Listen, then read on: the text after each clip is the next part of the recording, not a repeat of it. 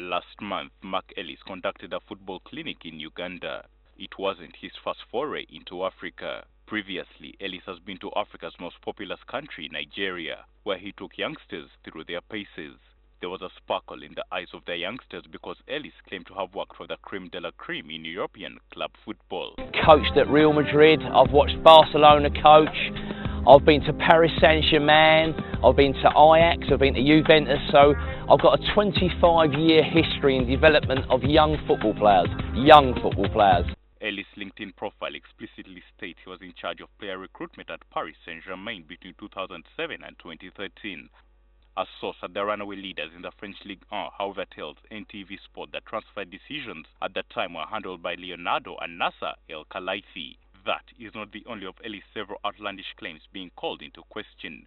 Middlesbrough has also in the past moved to put daylight between itself and Ellis.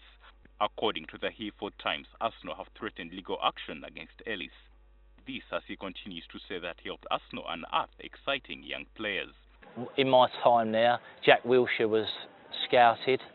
I was there with a guy called Sean O'Connor, and we was working for Barnet, but I was working at Arsenal at the same time, and we see Jack Wilshere playing for Luton as a 9-year-old, and as soon as you see him running across the grass with the ball, you realise you're seeing something special. In an email to NTV Sport, Arsenal spokesperson denied any involvement with Ellis.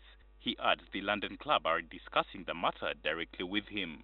A few weeks ago, the Express and Star News published an article that lifted the lid on Ellis' plans to set up a new sports academy for football hopefuls. The players include some from Eastern Europe and specifically Russia in Wednesbury. The article said Ellis will work in conjunction with former West Ham star Stuart Slater. But in an interview with BBC Radio, Slater had this to say about the project last week. But I haven't spoke to him for 7 or 8 years or seen him.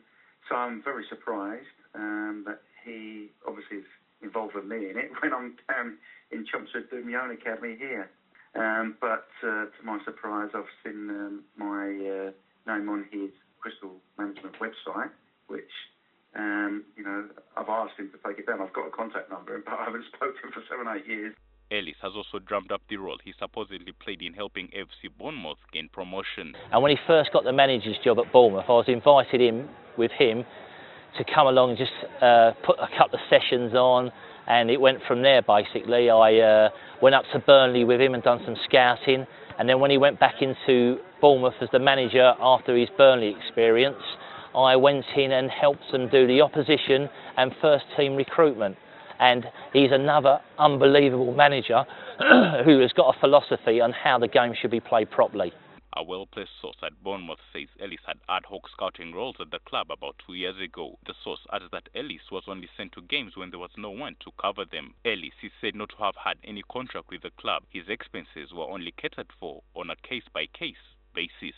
Coached underage footballers for close to a quarter of a century. Mark Ellis caught controversy because he's not allowed to do what he proudly says he does. The million-dollar question therefore is, why is Uganda opening its arms to a man held in low self-esteem? Derrick Ntege, NTV Sport.